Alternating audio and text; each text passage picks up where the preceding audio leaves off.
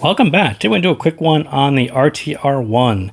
So despite the R1 in the name, the 1 in the name, it's actually a 3-driver set, 3 dynamic drivers.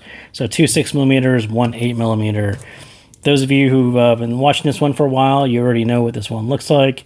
It does say ARTTI R1 on the side. This is what it looks like. It's actually a very nice, attractive metal shell.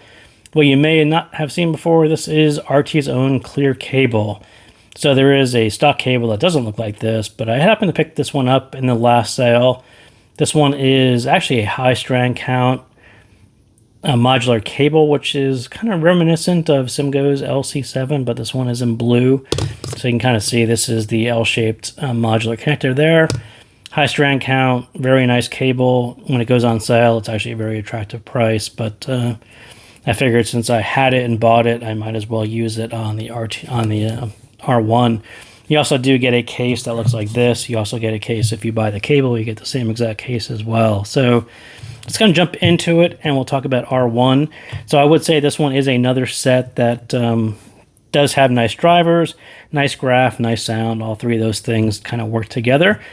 Who should add this one to your cart? People who are looking for a bass prominent sound, clear vocals in this style, right? So people who are looking for heavier bass sets always ask the same thing, and I get this question a lot. I like a lot of bass, but I also like clear vocals, and this is one of those sets that really tried to do that, and we'll talk about that in a second. And people who are looking for a little relaxed treble in that style as well, and people who are browsing sets that kind of look like this. And I picked a few out that are kind of similar in that way. So Tangzu's Voodoo Verse, CCA Trio, which is the one in the green. That's one that's a little bit more V-shaped. Letsur's S8, I would say that's the more relaxed one, the bassier version of all of them. And then there's ARTTI R1, and I would say it almost splits the difference. And the one that splits the difference tends to be the one that I like. And so no difference here. So bass shelf-wise, you can kind of see the green, the Trio. That one does bump out a little bit more. It's a little more V-shaped here, a little bit more V-shaped here. But the rest of them follow a very, very similar bass shelf. And then as you get into the mids, so when they try to bring the mids forward and give you a clear version of vocals, it's this move here. So they rise just a little bit earlier. So you can kind of see where in the green where Trio rises, that's a very typical, that's where the Harman target rises. The ones that rise just a little bit earlier try to push the mids a little bit more forward, so they sound a little bit clearer against this, nice amount of bass, and that's exactly what that move does. All three of those sets tend to do the same thing. Trio did it a little differently. They just tried to add a little bit more energy over there, but same idea. You kind of get more energy, clear vocals, a little bit more treble, and then you see R1 in the red, kind of just under the Harman target, so rise a little bit earlier, but not as bright in the treble area. And then Voodoo Verse tried to poke a peak in there at 4 or 5. And then S08 actually took the kind of a relaxed version of treble.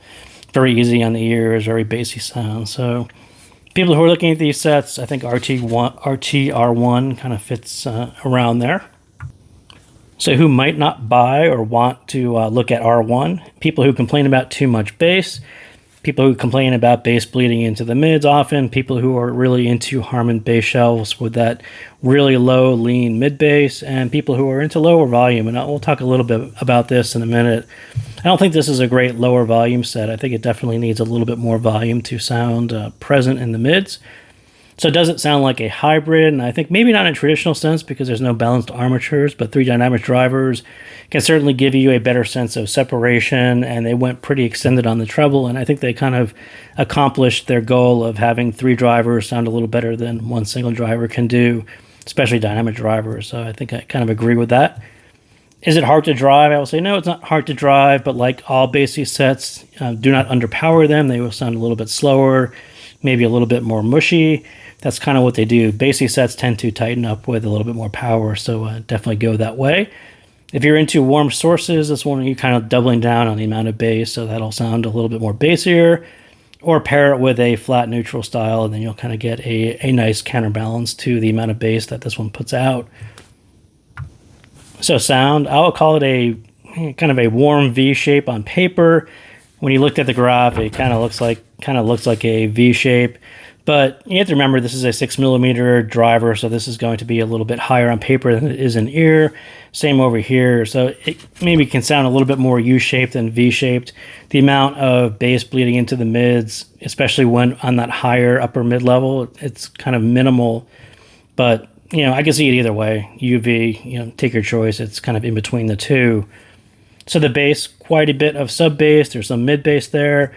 If you like a lot of sub bass, this will be good for you. If you like a tighter impact definition on your mid bass, it's not quite that style because there's such a heavy sub bass influence to it. It tends to soften up that impact. I would definitely call it a fun style of bass as a heavy presence of bass, but not for those who like their bass tight and sharp. Really for people who like a higher level of bass in their music and genres, and that's kind of exactly where it works quite well. On the mids, and like I said, on the lower end, you've got a lot of bass. That's a pretty nice bass shelf. So some carry over into the mids, and then you get that early rise like we talked about. That will bring your mids forward, bring them a little bit sharper. For that to work better, you definitely need a little bit more volume. Otherwise, the balance isn't right, and you get kind of a recessed mid situation. But the R1 rises a bit early, and it might give you a sharper vocal than a smooth vocal. Think about harmonish style vocals. They tend to be a little bit over energetic. Sometimes they can be a little sharper, a little bit thinner. This one will kind of lean in that way on some tracks. Some tracks you won't notice at all. But I think and I think it drops into the treble the way it arcs over. It was a really nice attempt at clear vocals without over boosting the treble. And if we look at the red, like I said, it rises quite early and then it drops off below the Harman target, and that kind of gives you this lots of energy, keep this forward, but not get too bright where it's going to be fatiguing. And I think they actually pulled off that quite well. And I would call it, they really tightrope that mid balance of bringing the mids forward so that they sound clear over the bass, but not too much where they start to sound thin and harsh and a little less natural. And I will say that some tracks will work better than others, and you might notice both sides of that equation. Sometimes it sounds super smooth and warmer. Sometimes you sort of catch the upper end of the upper mids and it starts to take on that a little bit thinner and a little bit harsher. I definitely heard it both ways, but I think in general, I think they got that tightrope right. And I think the text, they did quite sound different. They sound decent. Resolution is the easiest to hear on this one. Details a little bit harder because there's so much bass there. Where you're looking for micro details, a little bit harder with so much bass in the background. But kind of the clarity and the resolution of the vocals, you kind of get the idea that the drivers are actually quite nice. So treble, and I think what works is that lower is boosted a bit for clarity, and then it ramps down, like I said, so you can get a proper volume without any peaks or brightness. And again, not too many sets actually get that right. They came really close to getting that pretty dead on. Perhaps not as smooth as other driver types, but I think it makes sense exactly what they did. Also surprising is the amount of extension they have to keep an open, larger sound.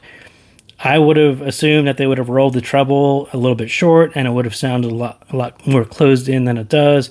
It's just another place where you sort of notice that it really resembles more of a hybrid than a single dynamic driver or a really bassy style single dynamic driver. They actually pulled off the treble extension quite well. And like a preference for more bass, if you are really engaged by the treble, sets like these will sound not as engaging, not as musical, because they didn't really boost it. It's sort of that UV shape, but it's actually quite kind of level in the treble.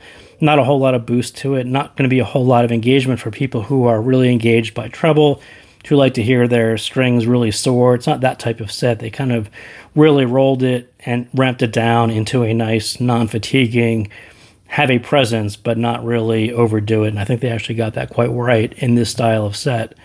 And stage, definitely better than I assumed, but they did boost it a bit, which was the right move, right? This upper treble is just boosted slightly, and I think that definitely was the right move. And if you EQ'd the sub bass down a little bit, you can kind of hear exactly what they did, and it's actually pretty interesting when you tick this down a little bit. You start to hear what actually happened in the upper treble and how much of a little boost they gave it to kind of that air region, so it does sound a little bit bigger and a little bit more open. And again, that was pretty much the right move to do in this style of set, so no complaints there. Just something of interest that I noticed, especially why does it have a decent stage right out of the box? It was a lot of smart choices. So that is what I got on ARTTI R1. So thank you guys again for tuning in, and I'll see you next time.